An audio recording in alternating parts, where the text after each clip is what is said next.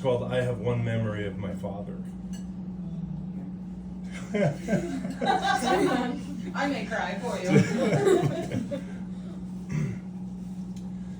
I have one memory of my father who is not my dad. There was a father, he left. There was no dad. There were men who tried to be.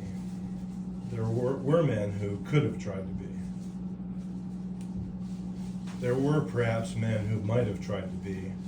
These efforts, if they existed, went unnoticed by me, like I by my father.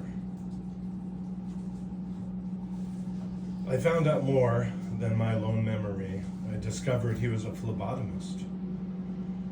This means someone who draws blood, but that is not how I discovered that he drew blood.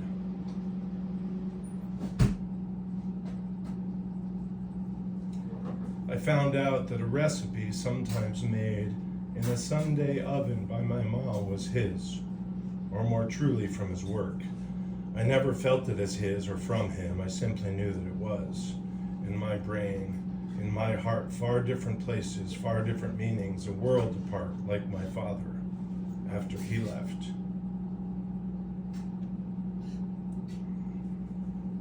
When I was 8.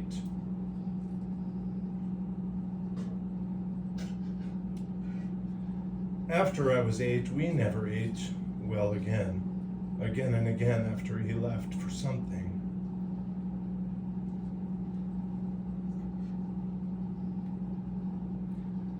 Leaving us nothing, we never ate well. After I was 8, the eating changed. No more cinnamoned applesauce, chunky in a steaming massive pot upon an aging olive stone, stirred by the wooden spoon which one day would come to pieces on my flesh. As a smaller family, we suffered, we struggled, we drew blood.